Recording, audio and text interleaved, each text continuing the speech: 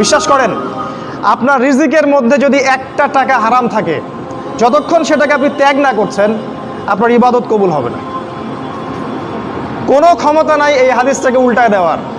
আল্লাহ পাক বলেছেন, ইন্নাল্লাহা তাইয়্যিব লা ইকবালু ইল্লা তাইয়্যিব। আল্লাহ পাক পবিত্র, তিনি পবিত্র রিজিক ছাড়া কবুল করেন না।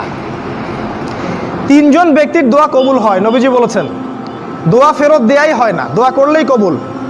একজন হচ্ছে বাবা যখন সন্তানের জন্য দোয়া করে।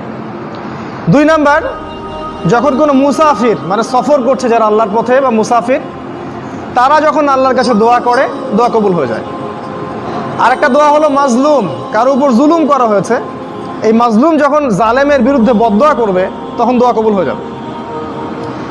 এই মুসাফিরের দোয়া কবুল হয়। একজন মুসাফির হাত তুলে আল্লাহকে বলছিল, আল্লাহ আমাকে এইটা দাও, আল্লাহ আমাকে ওইটা দাও। আর আমাদের নবীজি দেখে বললেন যে মুসাফিরের দোয়া কবুল হয়, কিন্তু এই ব্যক্তির দোয়া কেমন করে কবুল হবে যার খাবার হারাম, পানীয় হারাম, পোশাক হারাম, সবই হারাম। মানে রিজিক হালাল না হওয়া পর্যন্ত ইবাদত কবুল হবে না। তাই যাবতীয় সুদ, যাবতীয় ঘুষ, এই যে হারাম রিজিক, হারাম পণ্যের ব্যবসা, এগুলো থেকে তওবা না করা পর্যন্ত ইবাদত তো কবুল হবেই না, আপনি ইবাদতের স্বাদ পাবেন না। এই যে নামাজ পড়েন, রোজা রাখেন, অনেক কিছু করেন, হজ করেন, স্বাদ পান না, আত্মতৃপ্তি পান না, এর কারণ হারাম রিজিক।